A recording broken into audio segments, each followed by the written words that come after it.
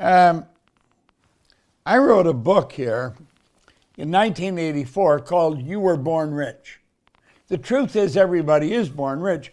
Most people are just a little short of money. Now, all the money in the world is available to us. All we have to do is earn it. And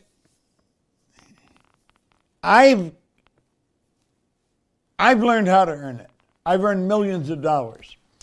I have worked all over the world. And what I do is so simple, anybody can do it, but not everybody does. It's a strange thing. We have such phenomenal opportunities staring us in the face, and we don't act on them. A lot of people think you have to be really smart if you're going to earn a lot of money. That's not true. I'm not really smart. I may be a little smarter than I was when I started this, but I sure wasn't very smart when I started it. I was going backwards. I owed everybody money. I couldn't pay them what they owed them. Not that I was dishonest. I just didn't earn enough money to pay the people. And my life was going backwards. It never entered my mind that I could change my life. Now, just look here. We've been at this for 60 years. 60 years. Now, Sandy hasn't, but I have. She's been at it 15 years. In the 15 years she's been at it, she made an enormous difference in this. See, she understands how to work with money. She was a securities attorney, a very bright gal. So let's look at this. We're going to spend this 5 days, an hour a day, causing $1 million to look small. See, a lot of people think $1 million's a lot. $1 million's not very much at all. I mean, you can go through $1 million like that. We've got to understand it's not a lot. First of all, nothing's big and nothing's small. Everything just is. We make it big or small. So look here for a moment. Results are the name of the game. You've really got to pay attention to the results you're getting. However, although you pay attention to results, you cannot let results control you. You've got to control results. When you let results control you, you're toast. You're just going to lose. Results must never be in control of you. And that's really one of the big problems that people make. And you're going to see how that works. See, people are focused on their results. See, when I first picked up this book, a man gave me this book. And he said, do exactly what I tell you, and you can have anything you want. Well, of course, I didn't believe that. You can have anything you want. That's preposterous. You can't have anything you want. But the beautiful truth is you can. I didn't believe it, but I believed he believed it. And I think that's what tricked me into watching and listening to the guy. Now, I was 26. I wasn't a little kid. I'm 26, you're still pretty young, especially if you're looking at it from where I'm sitting.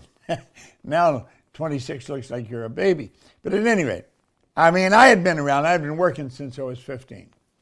I was earning $4,000 a year, and I owed $6,000. I was going backwards. And I was letting the results control me. Now, the first thing he had me do is write a goal. God, I got 3 or 4 goal cards here now. He said, decide what you want, write it on a card, carry the card in your pocket, and read it as often as possible. Well, all I wanted was some money. Well, he says, how much money? How much? I mean, I didn't know how much. It's $25,000. I didn't know anybody with $25,000. I really did not know anyone with $25,000. I mean, if I had taken all the money from all the guys I hung out with and put all the money that we had together, we wouldn't have had $25,000. I mean, it was just a preposterous number. It was like $1 million. And he said, write it on the card. And the top of it, you've got to write where you want it. See, we've got a blank card here. It says, my goal, by, a date's blank, and then I am so happy and grateful now that, and you write it in the present tense. The only thing you don't know is the date. You're guessing at the date. No one knows how long it takes for an idea to move into form. Now, listen to this for a moment. I had $25,000 in there. I did not believe it. But you know what it did? He said, now keep reading it. And I hadn't followed instructions, anybody's instructions, up to that point. But I started to read it. Now, you know what it did? It got me thinking of earning money. And you say, well, weren't you thinking of it before? No, I wasn't. I was thinking of debt. I wasn't thinking of earning money at all. This got me thinking of it. And I heard somebody say there's good money cleaning floors. I said, hell, I'm not proud of cleaning floors. So I started cleaning floors. I started cleaning one office, Canada Starch on Comstock Road in Toronto. I got $15 time for washing the floor, and I washed it twice a month. Then I got another contract, Kirby's Construction on Wilkstead Avenue. I got $65 a month for washing their floors. Now I'm up to $95. Now I was only earning $400 a month. So you see, I had a 25% raise, and I had lots of time. So I did this.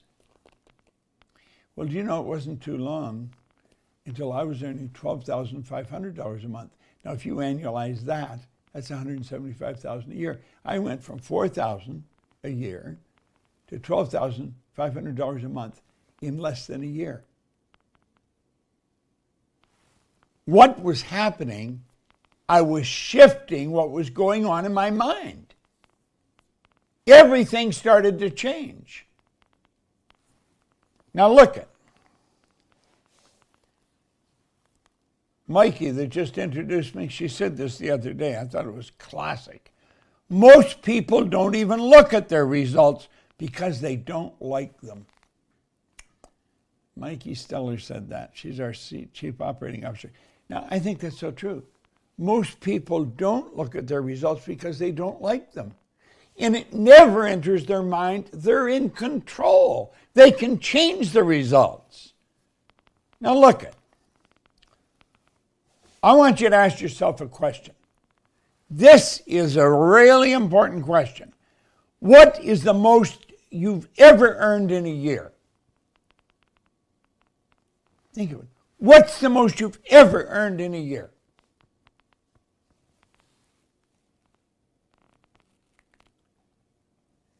Get real honest with yourself here.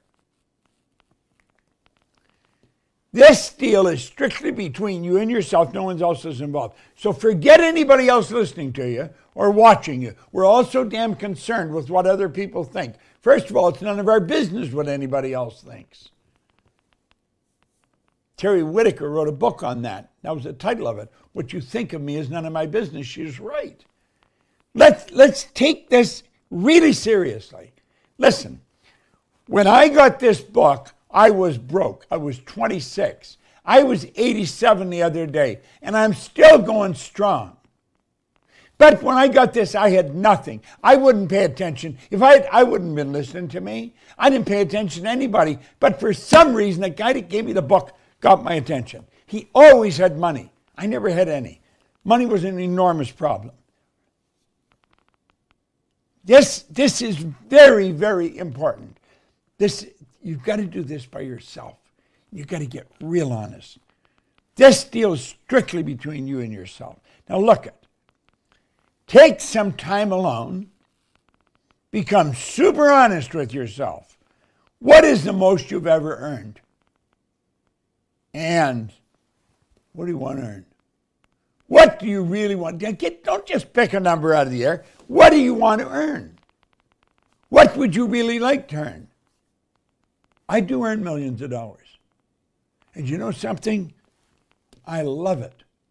And I want to earn more. I do a lot of good with money. I give a lot of money away. I give it away where it's needed. My whole life has changed. It's the same guy, still haven't gone to school, 2 months high school. If you really put me through some kind of an IQ test, I'd probably come out about the middle of the road.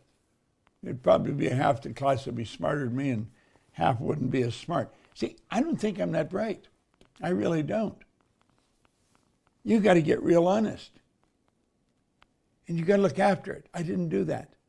Do you know in less than 5 years I was cleaning offices in Toronto, Montreal, Boston, Cleveland, Atlanta, London, England. I was earning over $1 million a year. Now here I am over in England. I mean, I love London. I just wanted to go there. So I went there and I started a business. And by that time, I knew I could go and do anything I wanted. And so I started a business. And I was just throwing the money all over the place. And I've told the story many times on air. I'd go down to the Playboy Club on Park Lane. It was right beside the London Hilton. And I'd go in down and play roulette, and I didn't care if I lost, and I usually won. One day, I come out of there, and I thought, I'm not being very responsible. And I went through this truth session with myself, and I think that's what made me aware of just how important it is. I was alone. I was sitting by myself figuring and thinking of this. And I'm thinking, how did I change? What happened to me? My life was like night and day. It was like night and day. And I couldn't figure out how I changed. I couldn't even find anybody who could tell me. Look it. Targets are good for the soul, yours and mine. You got to have a real good goal. Got to have something you're really going after that you really want. I knew that. You know what my goal was? To find out why I changed. That was very important because all of a sudden I realized I wasn't being very bright. I was doing very well, but acting pretty stupid. There was nothing responsible about how I was acting. Do you know it took me 9.5 years to figure out exactly why I changed, how I changed? Because the change was enormous. It was like a metamorphosis that had taken place. I was pretty much of a loner. When I was working with, I'd be working with the people. But I spent a lot of time alone. I spent a lot of time thinking. I really was into reading and listening to recordings. When I figured out why I changed, all I wanted to do was share it with other people.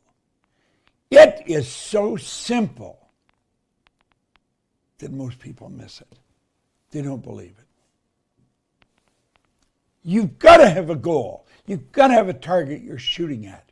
Targets are good for the soul, yours and mine. Make no mistake about it. $1 million. The magic number. We've written songs about it.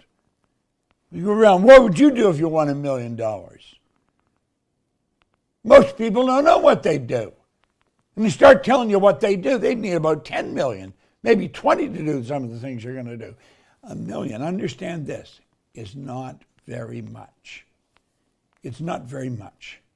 Now, do you seem to think it's a lot? Does that seem like a lot of money? I want you to understand $1 million is not very much money. It is not very much money.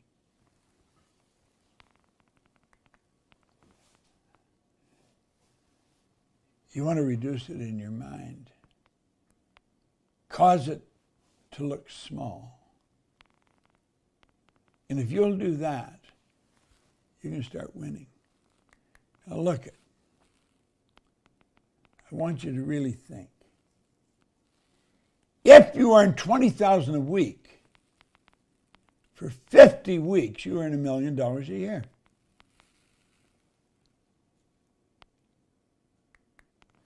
If you were earning $40,000 a week for just 25 weeks, you're earning $1 million a year.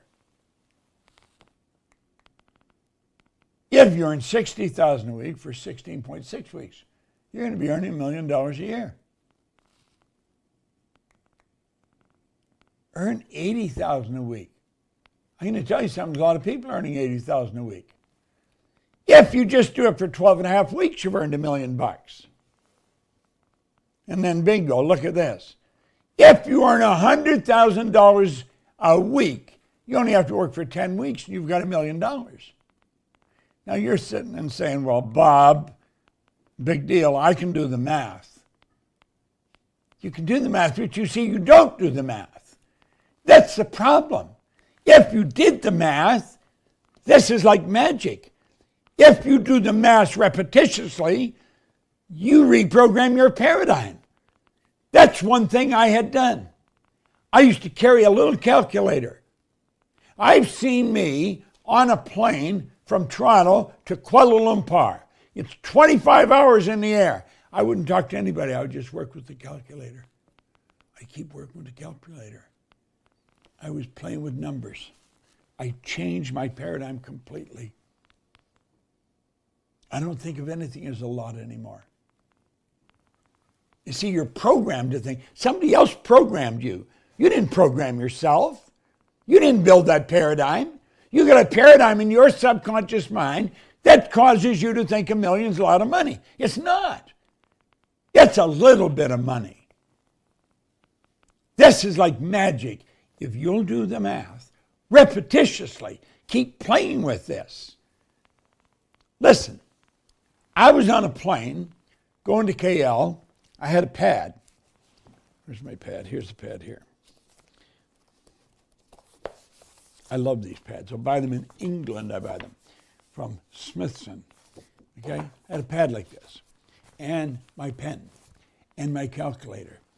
All the way from Toronto to KL, I was working with numbers. I put 1 and 6 zeros after it. It was 100. And I thought,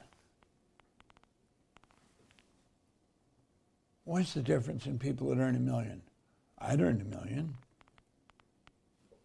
What do they do? What's the difference in people that earn $1 million? And I kept playing with it. And all of a sudden it dawned on me, they just don't have one income. Then I started thinking of the people that I knew that I was earning $1 million. Then I got an idea. I'm going to get a hold of Mark Victor Hansen. The second I land in KL, and I got an idea, and I phoned him. I woke him up in the middle of the night, but I got him excited. I said, Mark, let's you and I start a seminar. We'll call it the $1 Million Forum, and we'll teach people to earn $1 million by setting up multiple sources of income. Well, I don't think he went to sleep for 2 days. And so we started and we planned this. We brought Jack Canfield into it, Bernie Dorman, Lee Poulos, a number of people. And we put on this $1 Million Forum. Okay?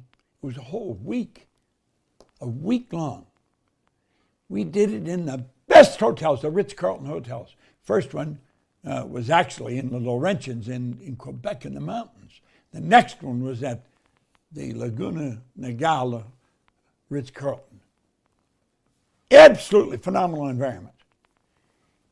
This is where Chicken Soup for the Soul books came from. Multi-million-dollar idea. And we're working with ideas. I wouldn't even want to guess the number of people who earned $1 million to come out of that.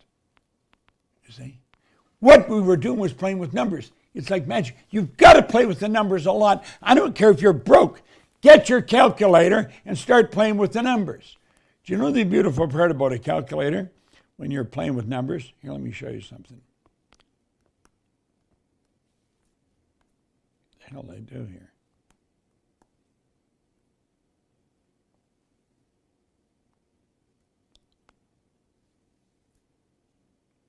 Yeah, we're getting there. Yeah, here's my calculator. Look at.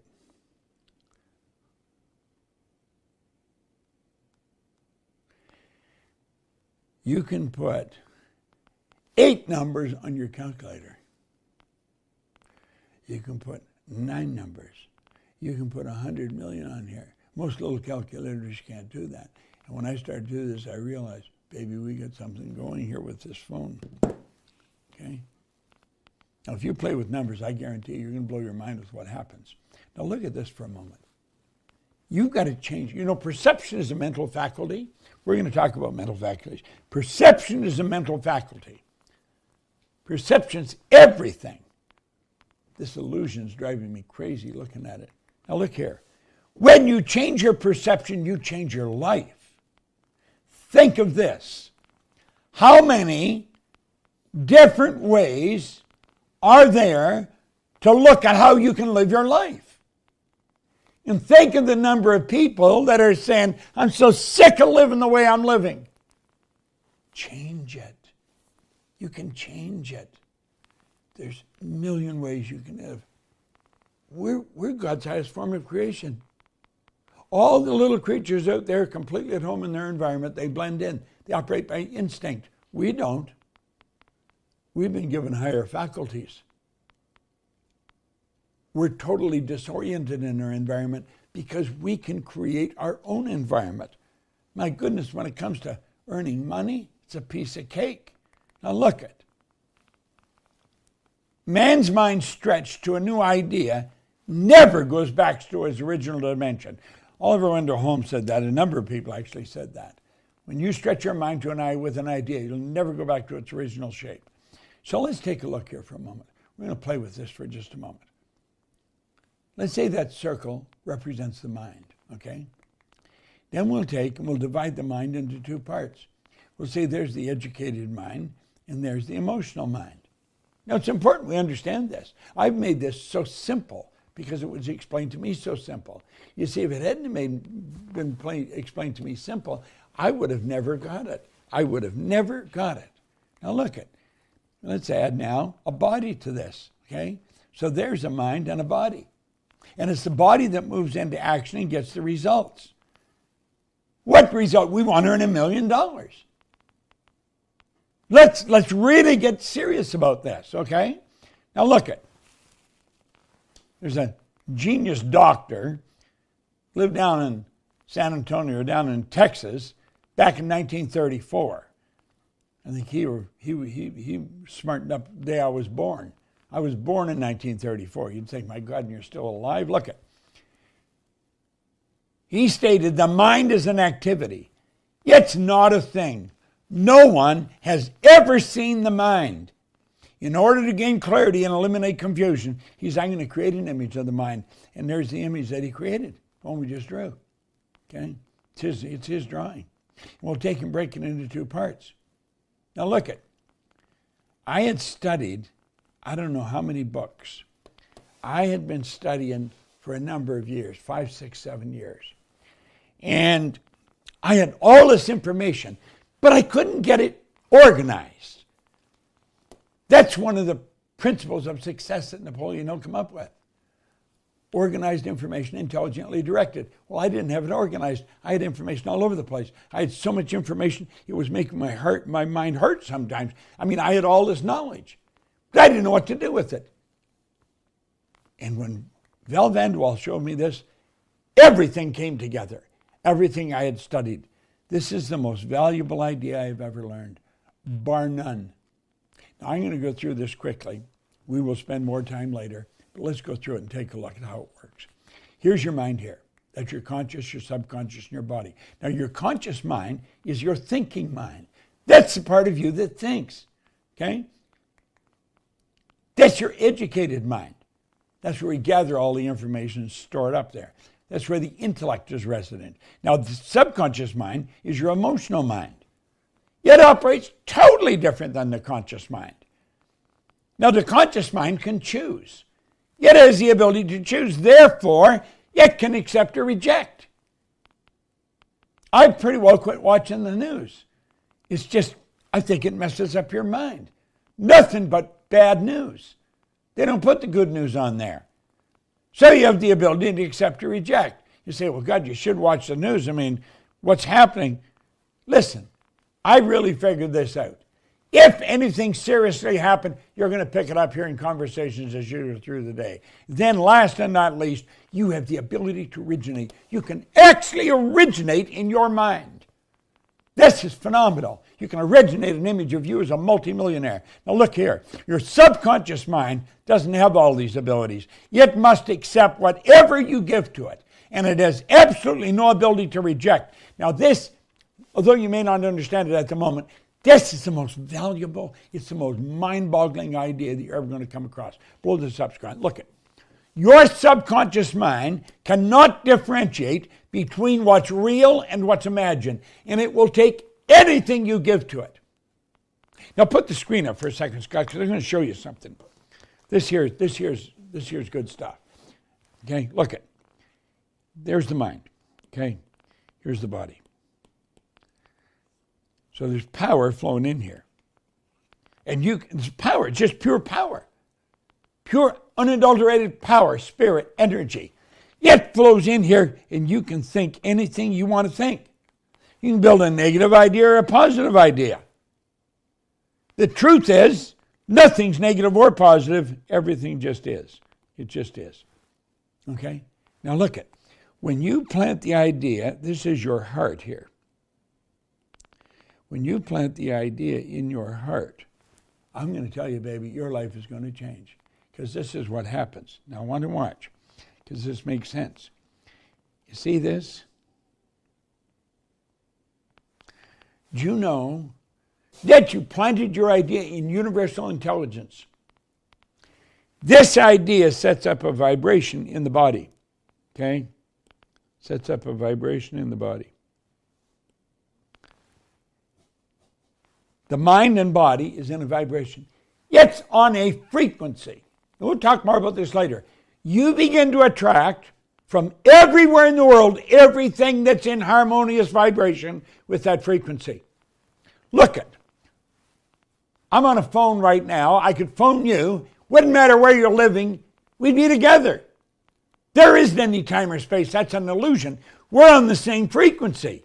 That's how I'm broadcasting right now. What we call the subconscious mind is universal intelligence. Thanks, Scott. Let's put it away now. Now stay with me here. This is so important. Look it. With all that information, accept or reject, I'll show you what happens. Here's a person.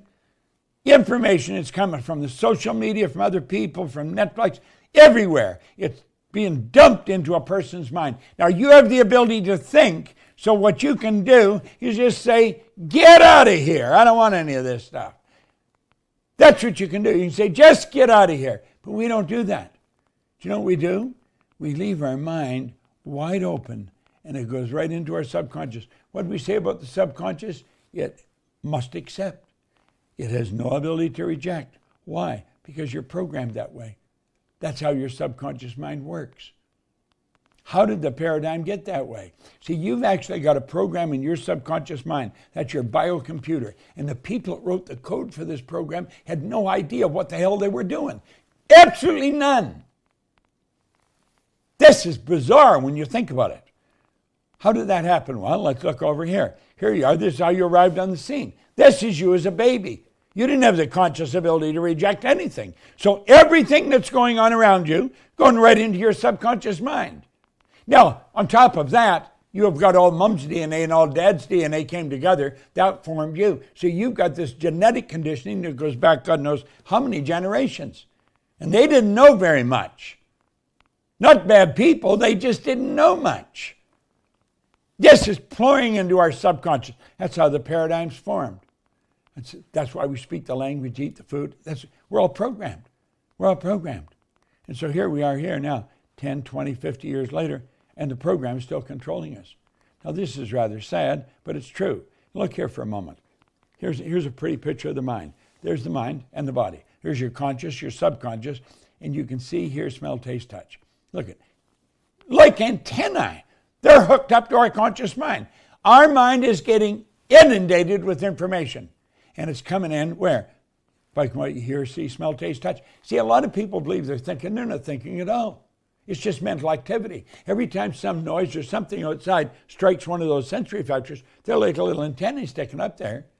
That causes mental activity. We trick ourselves into think that we're thinking. We're not thinking at all. We're just being programmed by more outside stuff.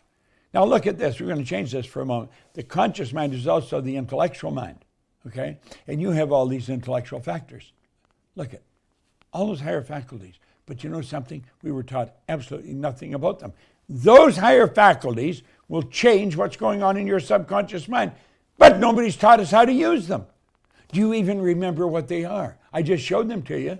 Here, I'll show them up again. Look. Now, do you know what they are? Probably you don't. Could you sit down and tell me what they are? If you can't, that's very, very important information. That's what you create with. That's why you're a creative being. You know, I sat down in 1973 in a house on Maplewood Lane in Glenview, Illinois, and I took my pad and I took my pen and I wrote on it, I'm going to build a company that operates all over the world. Do you know, Mikey, that opened up this meeting, she's our chief operating officer, she phoned me about a month ago. I was sitting down, I was going to sit down and watch television, something I rarely ever do. And just as I went to sit down, I thought, I don't want to watch this. And my phone rang and and it's Mikey. She says, I just want you to know, Bob, the company just went into every country in the world. We had 93,000 people listening to one of these. In every country in the world. How did that happen? It happened because I learned how to use these higher faculties. We're going to teach you that, how to do that this week. Now look it. Here we go now. I want you to pay attention. We go to school. School gave us valuable knowledge. However, school never taught us how to alter the paradigm. And the paradigm's in control. Therefore, we frequently don't do what we already know how to do. We get superior knowledge, inferior results. That causes confusion and frustration. So look, here's the model again. Let's fill the books. There's the books. That's where the books are all collected. The school, they give you a book to read, and they test you to see if you know it. That doesn't mean you know it at all. It means you remembered something in the book. Now look here for a moment. There's people with absolutely brilliant results. Masters in business administration, commerce and finance. And they're broke. Their results are terrible. Why? Why is it that just 5% of the population are winning? I'll tell you why. It's not the results. The books don't give the results. It's the paradigm that causes the results. Yeah. You got smart people, but the paradigm's in control. You see, your paradigm's controlling your results. You pay attention to me, I'm going to show you how to make $1 million look small. When you make $1 million look small, you're going to knock it off because it isn't even difficult to do. Now look, blow this up. Look, you change your results. You do that by changing your paradigm. That's right. That's exactly how it happens. Now, if you use these numbers, if you play with the numbers, this is like magic. When you do this repetitiously, your programming gets changed. You see, that paradigm, you want to change it? You change it the same way it was built. It was built through repetition. Through repetition. When you were a baby, before you were even born, Mom and Dad came together at the moment of conception. All Mom's DNA and all Dad's DNA came together. Big no. That is your programming. That is your paradigm, baby. And then, from then on, we keep adding to it. It's not your books. If you want to change the paradigm, I figured out how I did it.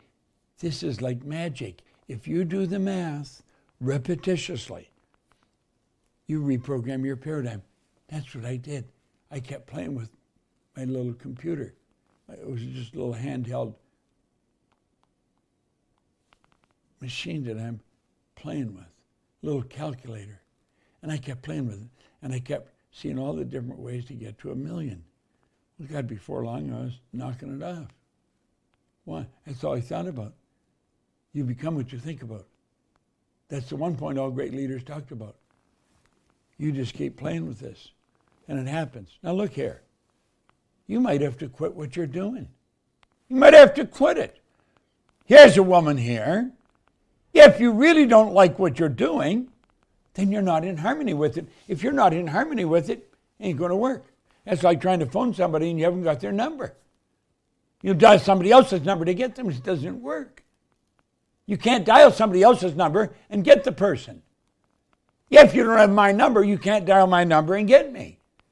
Well, if you're not in harmony with the good you desire, if you're working at something you're not in harmony with it, you should quit. Understand this. People say, I'll quit when I get a better job. They have never learned one of the laws of nature. Vacuum law of prosperity. You must create room for the good that you desire. Nature abhors a vacuum. When you quit, you will fill that vacuum. You can't put something where, I'm looking at a chair, you can't put something where the chair sits until you get rid of the chair. So you got to ask yourself, what do you really want? What do you really want? This is so important. You see, you can, without question, create the life you really want. You can create the life you really want. Yes, you can. You really can. This is how it works. I've done that. Look at Bob Proctor. If you'd known me when I started, you wouldn't even want to hang out with me. I wasn't a nice person. Wasn't that I was a bad person. I just wasn't a nice person. I didn't know which end was up. If you lent me money, I'd never pay you back. Not because I was dishonest. I just didn't have enough money to pay you back. I owed everybody and his brother money. I owed $6,000. I was only earning $4,000 a year. But I didn't owe it to one person. It was 100 here, 50 there. It was all over the damn place. I was a mess. I couldn't get a good job. I got a job. I worked in 2 bars for an hour. They fired me. Listen, this isn't unusual. A lot of people live like that. Just absolutely. And then there's other people, like that woman, they're going to jobs they hate. God, I remember I got out of the Navy. My mother said, there's an ad in the paper for welders. They'll teach you how to weld. Maybe you could do that, Bob. And so what the hell? I said, yeah, okay. So I went and took a welding course. They promised they were going to get you a job at $2.50 an hour. Now, this is in the 50s. The instructors were only earning $1.25 an hour. I should have been at least enough awake. I was doing things I hated. It never entered my mind that I could literally create the life I want. That's amazing. This is generally where the paradigm takes over. When you go to change what you're doing, all hell breaks loose. All hell breaks loose. Now, I don't know if you've liked what I've showed you so far, but I'm going to tell you, I'm going to show you some stuff tomorrow that is much better than what I've just showed you, but an extension of what I've showed you. Can you make $1 million look small? Absolutely. If you'll do exactly what I tell you. See, that's what Ray said to me. Most people won't do exactly what you tell them. I remember I was doing a big contract with Prudential back in 1973. We raised our sales by hundreds of millions of dollars just teaching them some simple stuff, because it is simple. If it wasn't simple, I don't think I'd have ever got it. But at any rate, we had about 500 agents in a room, and I found out the number 1 agent out of 20,000 agents was in the room. His name was Ron Sempertrain. He lived in Chicago. If you're in Chicago, you might know him. Anyway, when I found out he was in the room, I asked him to stand up. And I said, Ron, how many people this year have contacted you and asked to take you to breakfast or lunch with a half a dozen well-prepared questions asking you what you're doing? Nobody. Not even one. This guy's number 1 out of 20,000 agents, the number 1 insurance company in the world. He was the number 1 agent. No one asked him what he was doing. Why don't we do that? We don't know. I know. The paradigm's in control. The damn paradigm is in control. Now listen, Ray said, do exactly what I tell you. I'm working with a guy, damn good friend of mine, Arash Fusagi. Arash is going to tell you, Arash earns a few million. He does. He bought into everything I was teaching 10, 11, 12, I don't know, 15 years ago. Been working with us a long time. I love working with the guy. When you go to change, the paradigm usually cuts in and all hell breaks loose. He says, it won't work. Don't listen to him. You know, he doesn't know. It doesn't, you know. I'm going to tell you something. I do know what I'm talking about. I'm really good at this. I am really good at this. Now, I am not much good at anything else. I don't do anything else. I've been doing this for 60 years.